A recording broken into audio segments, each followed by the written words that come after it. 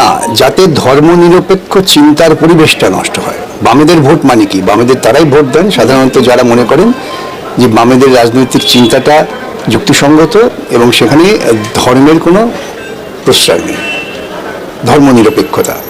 কে কি ধর্ম পালন করবে সব ব্যক্তিগত ব্যাপার, সেক্ষেত্রে রাজনৈতিক দল বা রাষ্ট্রের কোনো ভূমিকা নেই। আজকে যদি ঋষিতা সে যদি গির্জায় যায়, ঋষিতার বয়ফ্রেন্ড যদি মসজিদে যায়, আর ক্যামেরাম্যান যদি মন্দিরে যায়, তারাই ব্যাপার। কিন্তু আমি বলি আমি তোমাদের সুপিরিয়র, ঋষিতা তুমি কোনো মতে তোমার বয়ফ্রেন্ডের পেছন পেছন যাবে না, তুমি ওই জায়গায় যাও। এই যে জোর করে চাপিয়ে দেওয়া হচ্ছে মৌলবাদ।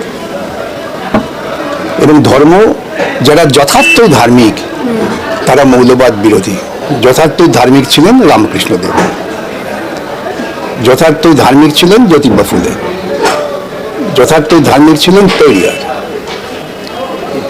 ওরা যাকে নিয়ে খুব নাচানাচি করার চেষ্টা করে, যথার্থ ধার্মিক ছিলেন স্বামী বিবেকানন্দ। যেখানে অপর ধর্মের বিশ্বাসের প্রতি ঘৃণা ক্রোধ নেই, আছে ভালোবাসা, তো সেটা তো ওরা করবেন না।